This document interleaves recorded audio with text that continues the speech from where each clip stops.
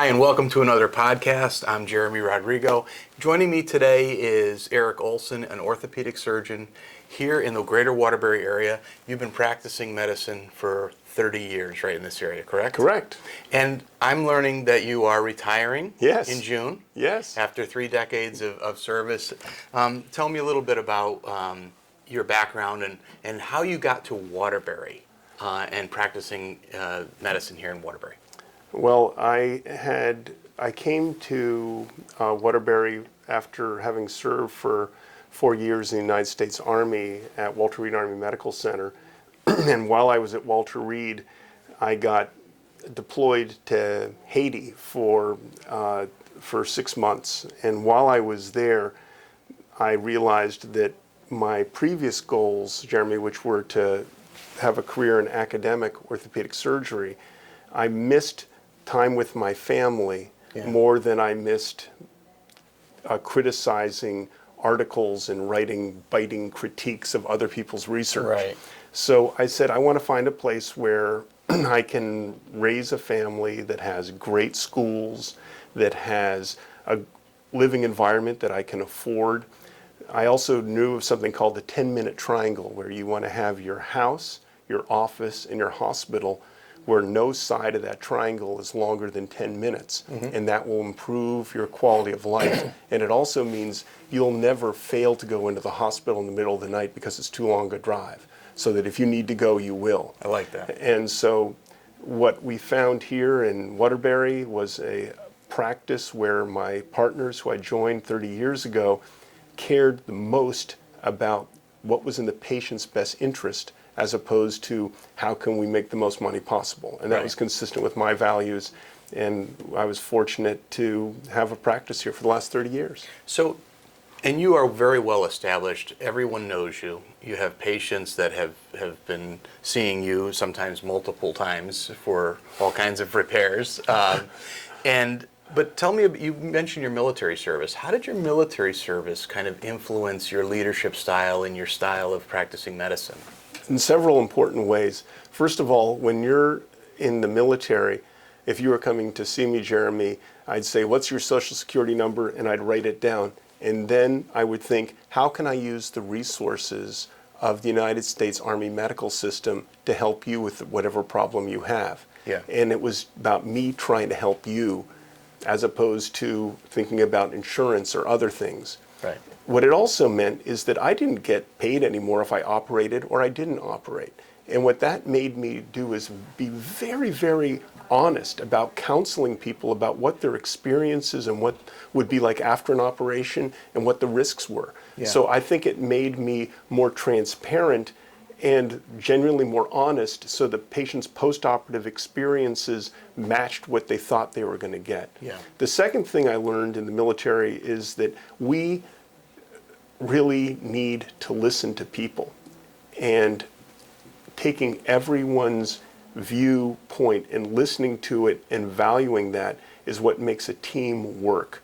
And so it made me perhaps a little bit less pig-headed than some of my colleagues. So that's how, when you're in a foxhole trying to make it through a night with somebody, you're all equal. It doesn't matter what your rank is. Right. And so in the operating room, I care about everyone's input into what we can do in the best interest of the patient. No, and that makes perfect sense to me. And so, and for your patients too, and you talk about transparency, because not every patient that comes to see an orthopedic surgeon is a candidate for surgery. Most aren't.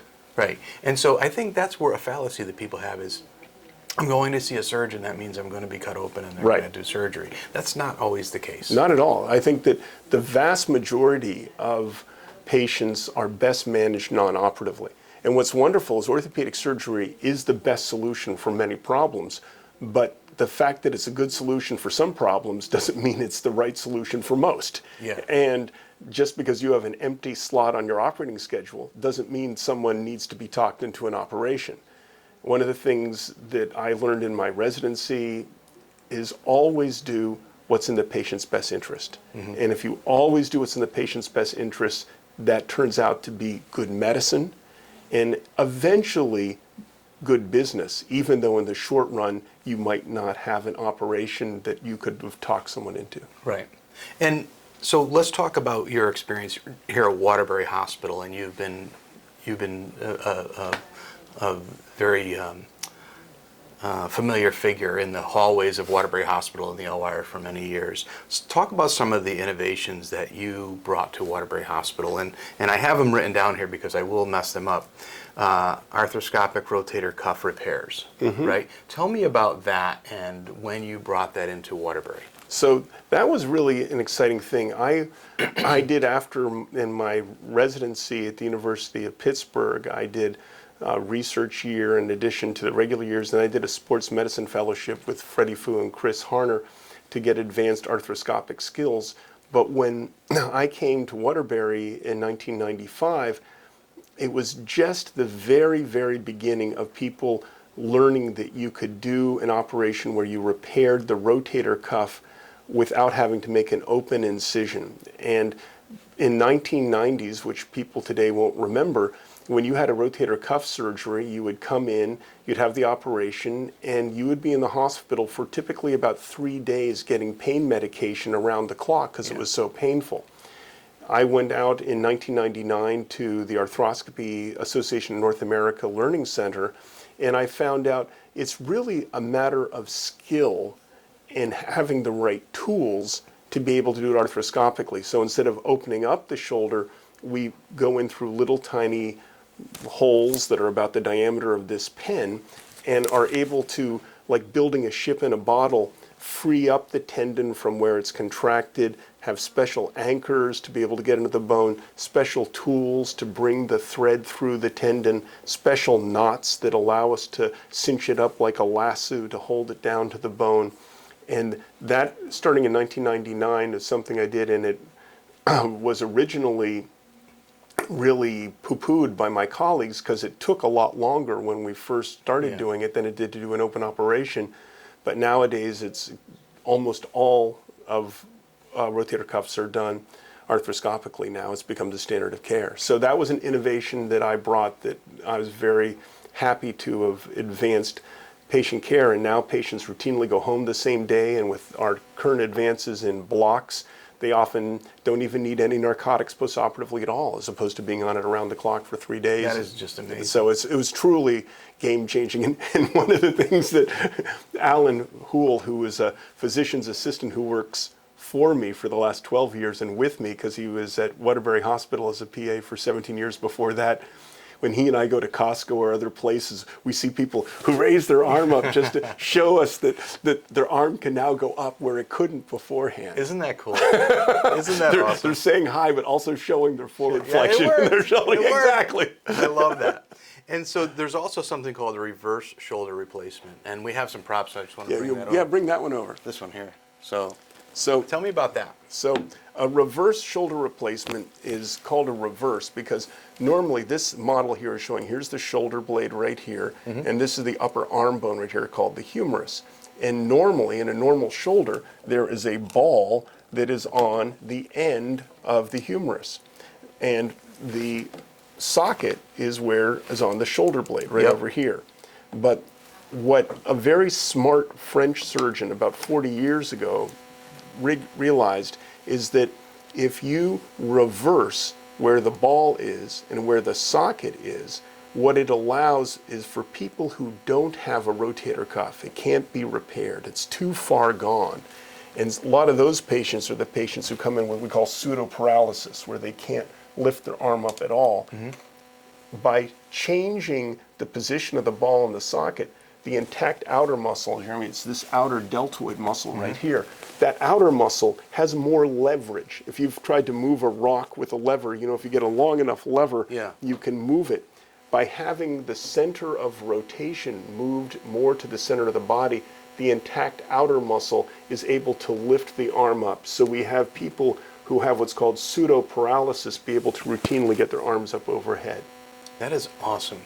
And I brought that in 2009. This came in 2009. To Waterbury. To Waterbury. Is this kind of the accepted standard when applicable now? Yes, it is. That's also become something. And for example, this week at our Waterbury Hospital Joint Replacement Conference this morning, 4 different surgeons are performing 5 of them this week. So it's something that has become widely accepted.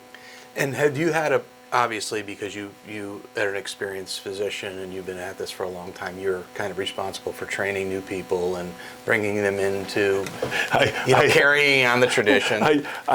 I offer my assistance when requested. When requested. And have learned, one of the things that I learned from a patient recently is that the expression, there are many fingers pointing at the moon. And what I take from that is that there are many correct solutions. And I don't, when you come out of a high caliber academic fellowship, you really think you know it all. Yeah. And what I've learned over 30 years of practice is that there are many correct solutions. So when asked, with humility, you offer your input. Exactly. I'm happy to help, but I'm also, on the other hand, is if you've got something that works for you and your patients, teach me, so maybe it's a better maybe it's a better way that I can do things. I think that's a good way to look at it too, right? Like, so you don't know everything. Absolutely. I know a lot, but not everything. And one of the things I do, one of the things I also, I don't know if we're going to get to this, but I'm a pilot, and one of the things that I really try to bring into the operating room is the safety culture that aviation is ahead of medicine in. Yeah. In aviation, when something goes wrong, they don't try to say, you're the person who screwed up. They try to figure out what were all the things that led to this happening, and what are the system things that we can make better. Among the lessons from that are, listen to all the people who are smart and don't pretend you know it all. And it's called cockpit resource management, or crew resource management. I adopt that in the operating room, where literally at the beginning of every operation, I say to all my team members, if anyone sees a safety opportunity for this patient or throughout the day, please speak up. And when someone says it, I don't blow them off. I call it out in front of others so they recognize this is something that they realize is a good idea. Like they say, this person's arm is resting against a metal post here. Why don't we put a little piece of foam in there so they don't get a pressure sore? Something as little as that. Yeah. So those are the kind of things, by creating that safety culture, it makes it possible for everyone to feel that they're moving forward. And that includes me learning at conference. And I think that's why people enjoy working with you. We hear a lot from your OR folks and the teams in the OR, they enjoy working with you because I feel like they get that sense of they're part of the team. Absolutely, and they are. You know? It's not just pretend. Right. And another part of it that I do is sort of like from the space mission. Every single operation, at the beginning of every operation, I do 4 steps to prevent wrong site surgery, every single case. But the last step is, after the nurse has done the formal stop, I have each person state their name, because we work with different people on a regular basis, and you're too embarrassed to ask them their name 3 times in the same week. Yeah. They state their name, they say what their role is, and they say, I agree, this is going to be Bill's left shoulder. And everyone, I look them at the eye, and we go around with that. And that way, everyone has decreased barriers of communication, and everyone knows what the roles and knows that they're valued. That's fantastic. I mean, that's really, and this kind of dovetails into, we had a conversation with a guy named Bill Horrigan, who you've done some work on recently, and he was very forthcoming. He did a video with us, and he talked about that whole pilot. He's a pilot, you're a pilot, and that pilot culture of stuff. And so, tell us a little bit about Bill and your interactions with him. He seems to be a pretty, he's kind of a character. Quite. He's kind of a character. He's a retired airline pilot. Yeah. And one of the things that my wife is totally tired of me doing is, when we walk onto airplanes, is requesting permission to go up into the cockpit and talk to the pilots. It would have been another career I could have potentially gone down, because I love flying that much in the business of it. But he's a retired airline pilot. He's also super smart and so lively for a man his age. And he also is an acrobatic instructor pilot. And he didn't mention that. He was having difficulties getting his arm up overhead to be able to do some of the things he needed to do for checking his props and for being able to do some of the fueling of the tanks. And so it led to a conversation about how a reverse shoulder arthroplasty might be helpful for him. And I assume that since he spoke on tape, I'm not violating. No. He's given permission for me to talk about him like Yeah. that. But he's now able to get his arm up overhead. He's not having the grinding that was bothering him before. He's not having the bad pain that he was having before. And we just did his second one week and a half ago. And he credits you with kind of giving him his life back and the things that he enjoyed in life, back. And he credits you about that. He did mention your bow tie. And so tell us about the bow tie. Tell us where that came from. Where'd that start? So when I was in medical school, I went to Columbia University College of Physicians and Surgeons, and the orthopedic surgeons at Columbia, the faculty, tended to wear bow ties. And part of that was in the days of the 1980s, I graduated in '84 from Columbia. In the 1980s, we were putting on a lot of plaster casts. And if you wear a regular four-in-hand tie, which people call a regular tie, when you're putting on a cast, you got to take the tie and you got to stuff it into your shirt so that when you're rolling the plaster, it doesn't flop down and get covered with plaster. The second thing is when you're making rounds, when you're doing rounds, if you have a regular tie, it will often flop down and make contact with the patient. And if you had a patient who has potentially some bacteria, you don't want to go to another patient, this now becomes an infection vector that doesn't make any sense. Right. So wearing a bow tie was like, wear the bow tie because you want to dress like the people you want to become. Yeah. Secondly, it was safer. Third, I don't have to tuck my tie in every time I'm doing something. I love it. So that has been something which I have been known for in this community, and I used to once a year wear a regular tie, but I gave up because Like April Fool's Day. that would have been good. But just for some reason or another, I'd wear one, and I would very quickly realize why the bow ties were better for me. And I just wanted to bring up this because you are in Connecticut Magazine as a top doc. Yes. You and your wife. Yes, Beatrice. That is awesome. Both top docs, and congratulations on that. Thank you. So she and I, separate from my interest in orthopedics, she and I have had an interest in integrative medicine. When she, do you want another take? She, separate from my interest in orthopedics, she and I have had an interest in integrative medicine since she founded a group called Lotus, the Educational Center for Integrative Healing and Wellness. And that was a group that met for 17 years on a monthly basis where people of different health backgrounds, naturopaths, chiropractors, polarity practitioners, integrative dentists, even shamans, we would meet and we would each talk about a patient or talk about what our own specialty brought. And what that allowed us to do was to learn, what do these different practitioners offer? What does craniosacral do that we don't do in conventional medicine?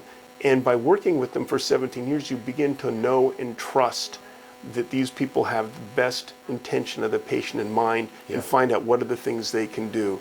So that group helped be an education for both Beatrice and me to learn about integrative approaches, which means all the conventional Western medicine, but what are the other things you can add through lifestyle? And that's actually something, once I give up operative orthopedics at the end of June, I'm still going to be doing that on a part-time basis with her in her office. Well, that answers the next question, which was, what do you plan on doing in retirement? I think I know. I know. So we're going to continue to work together. We have a group called Two Doctors Consults. So for people who are interested in their musculoskeletal well-being, Beatrice, in addition to being a board-certified endocrinologist and being an crackerjack internist, is also really, really good at psychological issues and spiritual issues and issues of the soul. Many, many things that cause people distress aren't due to a physical system that is failing, but due to the experience of the soul having adverse things that have not been processed. And what we hope together is that some of those things are manifested with pains in the body that are not coming from a direct physical failure, but rather tension that's held inside the body from unresolved issues. And she, in some ways, is a psychic surgeon who can go and help people to work through that. And I'm joining her in that journey. Well, that sounds great. And we thank you for 30 years of service to our patients. We wish you only the best of luck. Thank you. It sounds fascinating what you're going to be doing with Beatrice, and what you've done in our community is really amazing. Thank you, And we Jeremy. do appreciate it. I want to thank Dr. Eric Olson. He is a orthopedic surgeon right here in the Greater Waterbury area. Worked at Waterbury Orthopedic Associates for 30 years, retiring in June, and is going to be doing all kinds of other things. Thank you, Dr. Olson. You're welcome. Appreciate you coming Thank you. on. Take care. All the best.